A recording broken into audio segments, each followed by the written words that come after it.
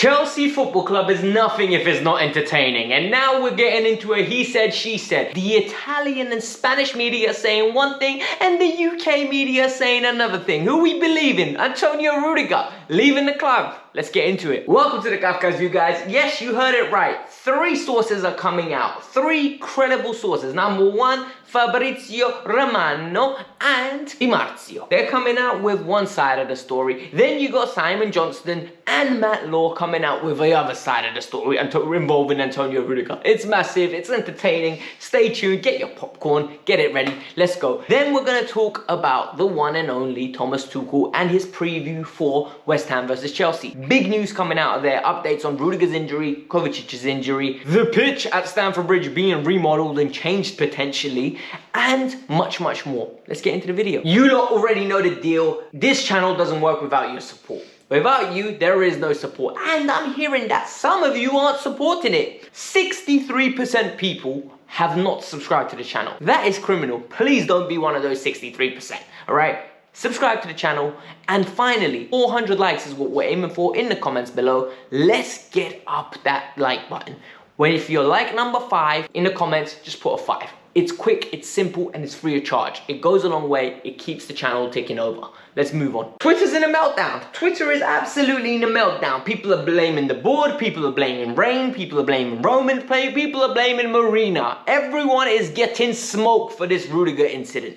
And this is what I am going to say. We're going to break it down into 3 categories. Number 1, what are the foreign media saying? Well, Fabrizio Romano and Di Marzio are both coming out and saying that Rudiger to Real Madrid is close. Yes, Rudiger to Real Madrid is close. And the reason it's close is his performance was so good against Real Madrid. They were so impressed with him and Reece James that they are figuratively and literally breaking the bank to go get him. They want Antonio Rudiger as a Real Madrid player. Why wouldn't you? He's fantastic. But now Chelsea have gone into full PR mode. And I believe this is nonsense. I believe this is what the British journalists are getting fed from Chelsea Football Club to save face. And this is what Simon Johnston and Matt Law are reporting, that Rudiger's demands are astronomical. Chelsea went as far as offering him 230k, and this man still said no. So all of a sudden we're getting 2 different pictures painted. Number 1 is Rudiger hasn't had a contract offered that is reasonable, so he is going to Real Madrid for somewhere between 200k, and we have the British media painting another picture where Rudiger is asking for so much money that he's asking for 230k Virgil van Dijk money, and he's receiving it and he's still not happy. So the question is, who do you want to believe? I don't know who to believe, but I'm just reporting this story. But I will tell you what I need all of you to understand from this situation. Antonio Rudiger is a fantastic defender. He has got everything. Leadership capabilities, great role model for the young players as well as the leaders, gets everyone amped up, performs on a consistent basis for the last 15 months, and has shown that he has got everything to be a Chelsea star. However, this reaction of hysteria, we are never going to replace Antonio Rudiger. Oh my God, defense is broken. What is going to happen? Thomas Tuchel's going to walk out. It's pathetic. You need to stop. Look, the reality is Chelsea Football Club will be here after Rudiger, and they'll be here with Rudiger. Chelsea Football Club have got financial backing. We have got assets and we have got money. The new ownership are willing to spend 3 billion. Do you really think they're not going to help us sign a centre-back? Why would you depreciate your own asset when you first got it? And if anything, I wouldn't be surprised if Rudiger stays as a sign of good faith, because the new ownership will throw the money at him to get fans on side. So calm down, relax, and let this play out a bit, because people are being a bit too hysterical for me. Can't lie to you. So now we're getting on to Chelsea versus West Ham and the preview and the press conference from Thomas Tuchel. We're rounding it up really quickly. Number 1, injury news. Injury news, great news in the sense that Callum Hudson-Odoi is back in full training. Ben Chilwell's out on the pitch with the young players. He's getting his fitness back up. He won't be with the squad till the end of the season, but 2 players are still out. Mateo Kovacic and Antonio Rudiger. Some people have tried to ask the question, do you think Rudiger's not playing because of this little contract dispute and this contract situation? I don't think that's his character. I don't think he's that type of guy. And I think Chelsea still need him. So that wouldn't be the case. Both players are out, Rudiger and Kovacic. Question 2 to Tuchel was very simple. They asked him, do you think top 4 is confirmed? And he said, we never think top 4 is confirmed. We need to do it and we will only relax after it's mathematical. And I think he's spot on here.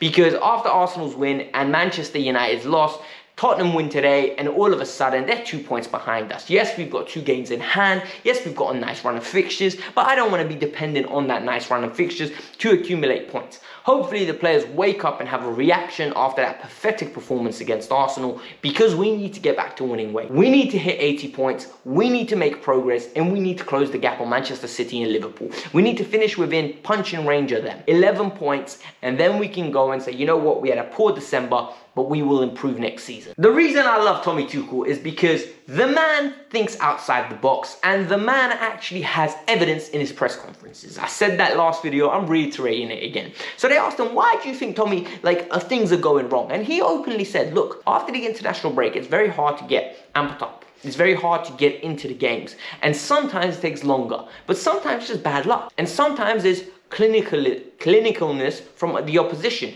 That's what he basically said. And then he gave some facts and examples. So he said, we have conceded 12 goals. Our XG has been 8. That means there's additionally 4 goals that occurred. And this makes you realize, is XG just not in our favor at this moment in time? Are people being more clinical against us? And for me, yes, it's evident, because we already know Benzema in the 2 games was supremely clinical against us. And that would have inflated it. The Arsenal game, I view as an anomaly. I really do. And people are going to say, Alex, Brighton this, Brentford this, Real Madrid that. I think the 6-0 win highlighted that when they are on song, things are good. Arsenal was just one of those heavily rotated games. It felt like a cup game. We need to get over it, and we just need to retaliate now in the correct manner. What I did not like from him was his accusation of the pitch not being good enough and the bounce being weird. So he was asked a question about it again, and he actually said, look, we look at every minute detail. We don't just look at individual players. We don't look at the coaching staff. We look at every little variable, the hotel rooms they stay in, the dietary requirements, and the pitch is an element that needs to be considered. And I think this is actually very important, because if you think about it, right, the pitch is the ground they play on. This is the environment, it's the territory that they should be most comfortable on. Yet the home results have been pathetic. We're the 9th best team in the country. That makes no sense. How can we be the 9th best team but be in 3rd place? It means something's going wrong. And he said they're looking into the little details and trying to step into it. Maybe make the pitch wider. They're exploring the regulations of potentially making it wider or even longer. So that's going to be an interesting watch, and we get to see how that develops. Look, guys, the reason you're watching this channel is because you're a football nerd like me. You like the minute details, you like the little elements that make the difference, and you like to talk and discuss football. He's doing that. He's giving us reasons outside the cliches. We got to work harder, guys. We got to run around a little bit, you know. Don't worry.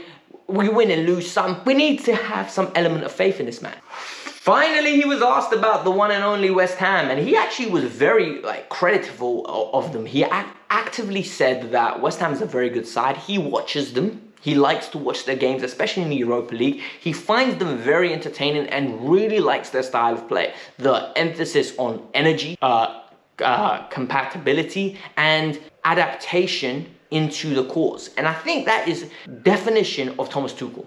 Tuchel is very organized, which West Ham are. He likes to do things on the front foot. And more importantly, he likes to attack with an emphasis of point.